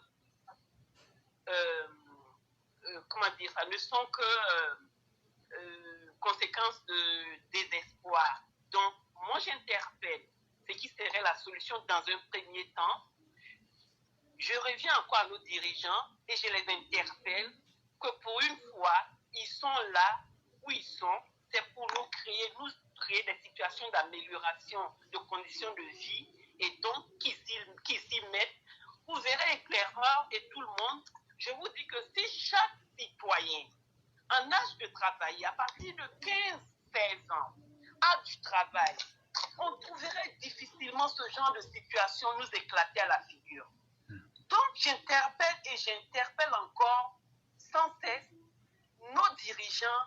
Je vous prie, rendez-nous ce que vous avez pour nous. C'est-à-dire, donnez-nous des conditions de vie assez décente par le travail. Toutes les possibilités sont là pour que chaque Ivoirien, à la limite, ait du travail, quel qu'il soit. Mais tout ce qui arrive aujourd'hui, qui est cette destruction, cet abîme de la société, n'est que la conséquence de votre échec. Donc, je m'arrête là et je laisse l'antenne au suivant. Merci beaucoup, chère mère, pour ces brillants conseils. Nous passons à l'excellentissime mère Blanc qui va encore nous éblouir avec ses pensées. Et donc, chère mère, quels sont les conseils que vous pourriez proposer? En fait, merci de me surévaluer. Mais oui, Mère Blanc. En fait, j'écoute les uns et les autres. J'étais très pessimiste tout à l'heure, mais après avoir écouté les uns et les autres, je reprends de l'optimisme. En fait, je suis mon papa, Mamadou Fadiga, pour dire qu'il faut maintenir le dialogue. C'est par l'éducation de nos jeunes filles qu'on pourra mettre. Et puis, finalement, ça ne concerne pas que les jeunes filles, parce qu'il y a aussi des jeunes garçons des garçons qui s'adonnent aussi à la prostitution à Dubaï. C'est pas que les filles, les jeunes dames. Il y a des jeunes gens aussi qui s'y adonnent. Alors, quand j'entends les uns et les autres, je me dis oui. Finalement, il faut maintenir le dialogue à la maison entre les parents et leurs enfants, et c'est par l'éducation qu'on pourra changer les choses. C'est vrai, il y a des précurseurs du porte-à-pote qui sont déjà souillés de l'intérieur, mais c'est comme un pot de fruits. Il y a un pot de citron, ceux qui sont pourris, on va les jeter, on va les éloigner de ceux qui tiennent encore la route. Et voilà. À travers cette image-là, c'est de préserver vraiment, à travers l'éducation, les jeunes filles qui pourraient être victimes de ce départ-là sur Dubaï pour aller se vendre. Donc, vive l'éducation, vive le rôle des parents. Merci beaucoup, Mère Blanc, d'avoir été si efficace en 1 minute, 42 secondes et 13 centièmes. Mère Kanté, nous vous donnons la parole. Alors, moi, je ne vais pas rajouter beaucoup de choses. Je dirais seulement qu'il faut passer par l'éducation, comme elle a dit. Et puis, aussi, retour aux valeurs religieuses, parce que c'est des pratiques qui ne sont pas dans les pratiques religieuses. Ensuite, moi, je dirais que l'État, ou même on doit arrêter ces personnes-là parce que ce sont des racailles, des délinquants en col blanc. Voilà, pour ceux qui l'ont déjà fait. Parce que je pense qu'au Nigeria, il y a une personne qui est recherchée, celle qui a couché avec un chien. Donc, si on essaie de mettre un peu de pression et essayer d'éduquer nos enfants, les futurs qui vont grandir, filles comme garçons, pour échapper à cette situation-là. Voilà, c'est tout ce que j'avais à dire, comme elle a dit Madame Blanc. Vive l'éducation. Il faut vraiment, vraiment que nous commençons à la maison et autour de nous pour éradiquer cette situation-là. Merci. Merci beaucoup, Mère. Merci à chacun et à chacune. Et en tout dernier lieu, peut-être que chacun ou chacune avait quelque chose à dire qu'elle n'a pas pu maintenant. Ça sera la dernière intervention pour Berthet. Monsieur Berthet, est-ce que vous avez quelque chose à nous dire en 2 minutes sur ce sujet pour conclure, ou bien quelque chose que vous aviez raté? Vous avez 2 minutes pour conclure. Ok, merci beaucoup, éclaireur. Je dis d'abord merci à tous nos mamans, merci à tous les chaos. Que Dieu met la baraka dans tout ce qu'on vient de dire. Que Dieu donne à nos enfants et à nous-mêmes d'entendre. Et que on prie pour tous les Ivoiriens, pour tous les Africains, pour tout le monde qui sont dans ce monde. Nous vous disons, c'est un parti qui n'est pas bien, c'est pas sérieux, et Dieu même est comme ça. On ne peut jamais faire ça pour finir riche. Toujours, il y a des conséquences dangereuses derrière que Dieu même a dit. La pauvreté, ça vous amène. Même si on vous donne le monde dans ça, vous allez mourir pauvre. Et les maladies, vraiment, ça peut faire que tous vos descendants seraient maudits à travers ces mauvais comportements, nous vous en prions beaucoup. Réfléchissez, en pardonnez. Priez Dieu. C'est Dieu qui peut pardonner à chacun d'entre nous. Nous vous encourageons. Éclairez, c'est ce que vous voulez ajouter. Merci beaucoup, M. Berthet. Merci d'avoir participé à l'émission de ce soir. Nous allons passer au roi du printemps pour son mot de fin. Ok, merci beaucoup. Mon mot de fin, c'est que j'allais dire merci beaucoup à nos maires qui sont présents ce soir sur la plateforme. Et je dis bien tous les maires, en particulier celles qui sont avec nous dans ce débat. Pour la santé, Assis, Massata Blanc. Et en tout cas, merci beaucoup d'être venu dire bonne part de vérité, parce que vous êtes mieux placés pour comprendre la douleur, en tout cas, de cette situation. Et je pense que cette situation reste et demeure un sujet, en tout cas, qui touche les 54 pays de l'Afrique, et particulièrement la Côte d'Ivoire, puisque nous sommes ivoiriens. Et je dis vivement qu'une solution soit trouvée et que, en tout cas, chacun joue son rôle. Maintenant, pour terminer, j'allais encore dire, éclairer, moi je le dis à qui veut l'attendre, qui est celui-là même qu'on appelle l'influenceur.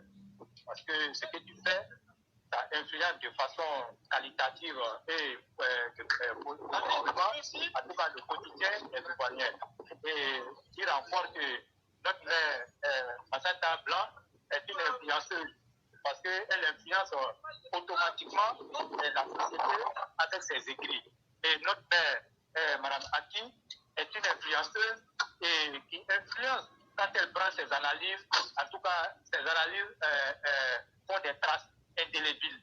La preuve, elle a commencé la situation sur les rentes viagères. On a vu, il y a des choses qui se passent. Mais je pense qu'un jour ou l'autre, on trouvera une solution à ça.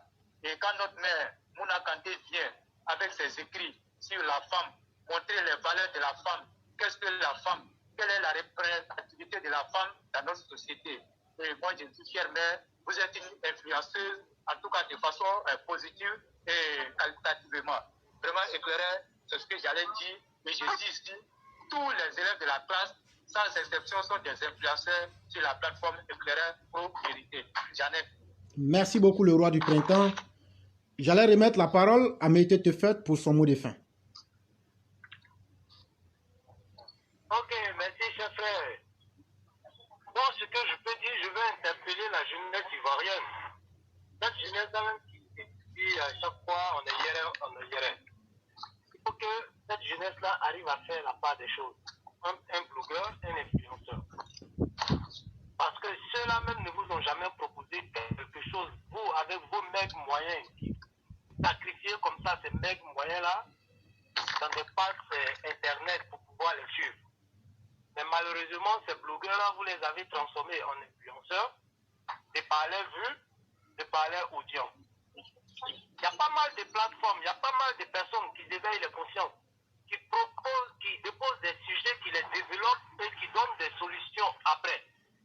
L'exemple est tout près. La classe éclairée Pro Vérité fait un combat au nom de ses semblables, qui ne regarde pas de bord politique ni ethnique, mais qui se met au service de ses semblables pour apporter une solution pour un lendemain meilleur. Mais à ceux que vous avez donné la force aujourd'hui comme influenceurs, quel est le bilan depuis que vous avez commencé à les suivre? Quel est le bilan ou l'impact même sur votre vie? Le changement de leurs conseils, encore s'il y a des conseils. Donc faites vous-même le bilan. Qu'est-ce que ça vous a apporté? Donc, réveillons-nous. L'Afrique a des grands défis. Et sachez donner votre confiance à des gens, donner votre temps à des gens qui sont utiles, qui sont productifs, que des gens qui sont inutiles. Parce que ces personnes-là même n'ont même pas encore fini de faire le bilan de leur vie. À plus forte raison, vous proposez quelque chose. Regardez un peu comment elles vont monétiser les pages. C'est des tournevis. Quelque chose, tu n'as même pas besoin de faire recours à quelqu'un. Si tu as quelque chose dans la tête, elles sont obligées de fait recours à des gens. Et on les appelle influenceuses. Des gens qui n'arrivent même pas à monétiser les pages. C'est celles-là même qui vont vous proposer des solutions pour pouvoir changer votre lendemain. Non. Prenez-vous au sérieux. Votre vie ne dépend pas de ce que ces gens-là affichent comme tu veux. Ça n'apporte rien. Il n'y a que du regret. Tout ce qui brille n'est pas de l'or. Voici ce que je peux dire, chers frères, pour interpeller mes frères et sœurs. Merci beaucoup, Mété Tefet. Merci pour ce brillant conseil. Nous passons à notre aîné bien-aimé, Fadiga.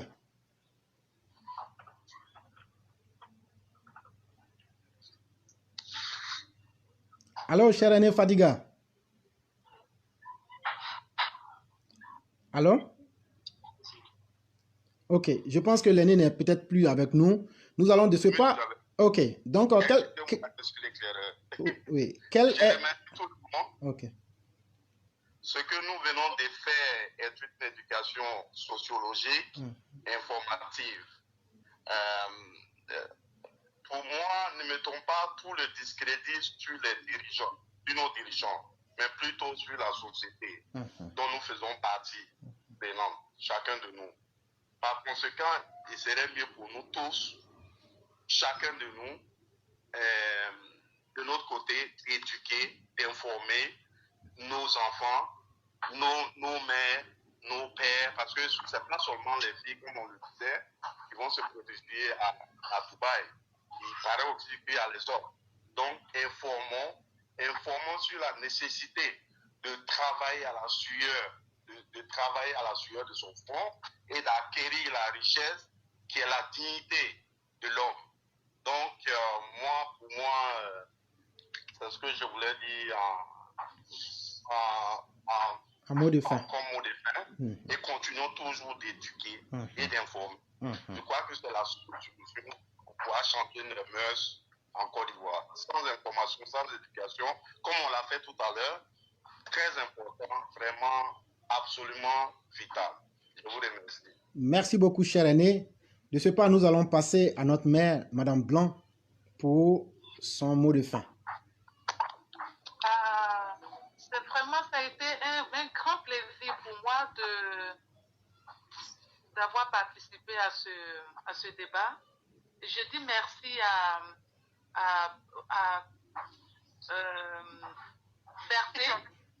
Berthé parce que c'est lui qui est l'initiateur de la chose. C'est à lui qui est venu comme ça l'idée de dire, bon voilà, il faudrait que les mères reviennent pour parler à leurs filles concernant ce mauvais phénomène-là. Et je dis merci aussi à tous les élèves de la classe Éclaireur Pro-Vérité, à Éclaireur Pro-Vérité lui-même, qui est si habile quant à la distribution du temps de parole. Vous l'avez vu, ce n'était pas du tout une cacophonie. Il a dirigé ça de main de maître. Voilà. Donc, je remercie tout le monde et je dis que maintenant que le poteau rose a été découvert, ça va freiner le phénomène, mais il ne faudrait pas que nous arrêtions notre travail d'éducation et d'information. Il faut qu'on continue parce que ça ne faudrait pas que ce soit un vent passager. Il faut que de temps en temps on revienne là-dessus. Quand je dis qu'il faut revenir là-dessus, c'est vraiment une nécessité parce qu'il y a beaucoup de filles de filles noires qui partent de la France, par exemple, pour aller en Suisse, pour aller se prostituer. Ça, c'est connu. Il y a beaucoup de filles ici qui ont loué des cars dans le bois de Boulogne. Le jour, elles sont nounous, la nuit, elles se prostituent. Ça aussi, c'est connu. La prostitution est partout. Mais je veux aussi faire un coup de gueule de la manière dont la France s'est saisie sur ces plateaux télé pour jeter l'opprobre, pour vouloir jeter l'opprobre sur les pays africains. On ne disait que oui, les filles africaines, que ce soit l'Afrique du Nord ou l'Afrique noire. Moi, je leur dirais que les nudistes, c'est eux. Le fait de faire caca sur l'autre, c'est eux. Tout ce que nous vivons aussi en Afrique, ce n'était pas nos pratiques avant. C'est avec leur contact que ça, on a connu. Donc ça, c'était mon coup de gueule. Allez, qui balaient d'abord devant leur porte avant d'aller de vouloir jeter l'opprobre sur les autres. Merci beaucoup, mon fils. Merci à toute la classe. Merci beaucoup, chère mère, pour tout ce que vous venez de dire. Merci pour les efforts consentis. Nous passons à notre mère, Madame Aki de Londres. Alors, merci Madame Blanc pour avoir fait cette dénonciation au passage sur le blanc contre le noir dans ce contexte-là. Donc, pour terminer, je vais dire ceci. Chers auditeurs, ce dont nous avons parlé ce soir, c'est le phénomène Poti Porta de nos sœurs, nos frères, tout ce que tout ce qui va avec. Nos femmes, voire même nos mamans, dans la société d'aujourd'hui. Ceci est un fait de société. Un fait de société que nous ne devons ignorer. Parce que si nous l'ignorons, je l'avais dit au début, en commençant, si nous l'ignorons aujourd'hui, sous prétexte que ce serait le corps de celle-ci ou le corps de celui-là, alors que nous contribuons à laisser notre société s'abîmer, ce phénomène est devenu un fléau. Et ce fléau, je l'ai dit tout à l'heure, Dieu merci, il éclate aujourd'hui. Ce qui est d'une façon, vu sous un autre angle, c'est positif. Alors, devrions-nous ignorer ce fait? Moi, j'affirme que non. Et je demande que nous y prenions garde.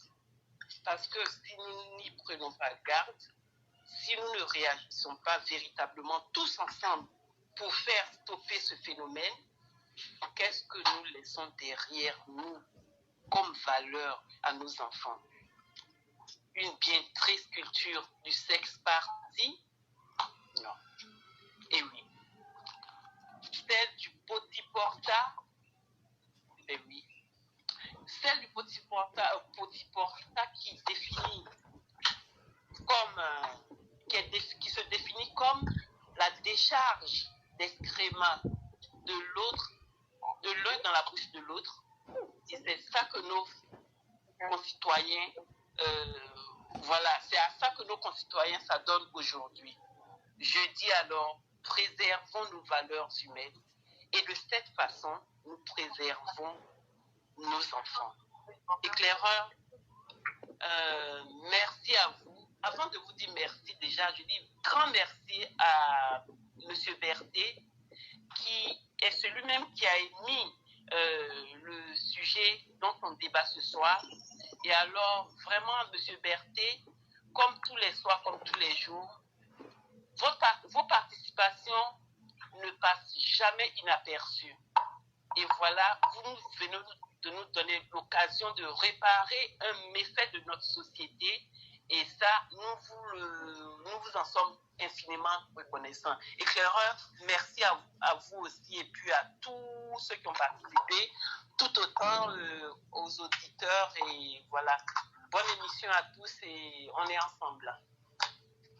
Merci beaucoup, chère mère Aki. Et en définitive, nous donnons la parole à mère Kanté qui va nous donner ici et maintenant son mot de fin. Alors, pour mon mot de fin, tout d'abord, je voudrais vous remercier vous-même, l'éclaireur, pour avoir organisé ce temps de parole et aussi dire merci beaucoup au cyclone M. Berthet qui nous a amenés à interagir sur ce sujet. Combien de fois est nécessaire et nous espérons que cela a été bien entendu et nous avons réussi à dissuader certains qui voudraient s'y mettre. Et dire aussi à tous les parents, à chacun d'entre nous, il faudrait continuer à pouvoir éduquer nos enfants comprenant filles et garçons, autour de nous, parce que c'est très important. Et puis aussi remercier tout le monde dans la société, parce que le travail n'est pas que pour l'État, c'est aussi pour nous tous. Et voilà, comme l'a dénoncé, ce phénomène existe depuis longtemps, et c'est seulement par rapport à certains faits que ça a pris de l'ampleur. Ce n'est pas seulement les Africaines, c'est partout. Mais nous, on s'intéresse à l'Afrique, aux Africains et en particulier aux Ivoiriennes. Donc, chaque parent ivoirien, chaque président même d'Afrique doit pouvoir trouver un moyen de mettre fin à cela. Merci beaucoup. On passe par l'éducation, on peut passer par l'éducation, les formations, et puis voilà, pour pouvoir mettre fin à cette situation-là.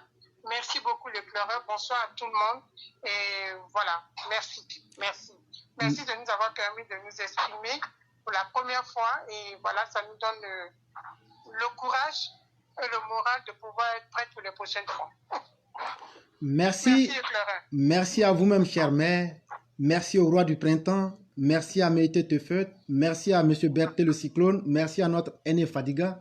Merci à notre mère Aki. Merci à mère Blanc.